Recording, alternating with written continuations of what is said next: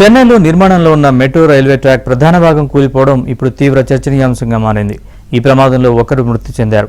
చెన్నై పశ్చిమ ప్రాంతంలోని వలసరవాక్కం నివాస ప్రాంతం సమీపంలో ఈ ఘటన చోటు చేసుకుంది.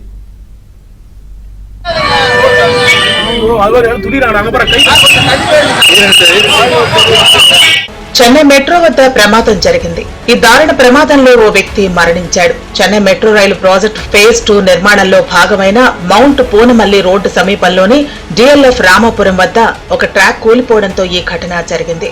ఈ ప్రమాదంలో బైక్ రైడర్ మృతి చెందాడు. ఈ ఘటన మానప్పాకం ప్రాంతంలో ఎల్ఎన్టీ హెడ్ ఆఫీస్ ప్రధాన గేట్ సమీపంలో జరిగింది. ఇక్కడ 2 భారీ గిర్డర్లు ఒక్కసారిగా కూలిపోయాయి.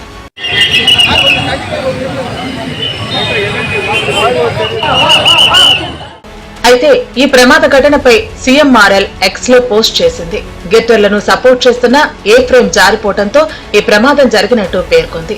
ఈ గిర్డర్లు కేవలం వారం రోజుల క్రితం మెట్రో ప్రాజెక్టులోని కారిడార్ 4 నిర్మాణంలోని భాగంగా స్థాపించబడ్డాయి.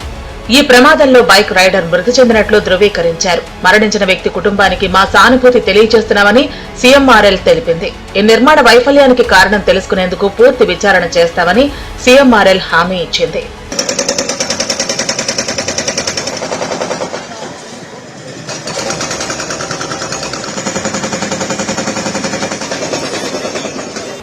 ఈ కారిడార్ చెన్నై మెట్రో రైలు ఫేజ్ 2లో కీలక భాగం.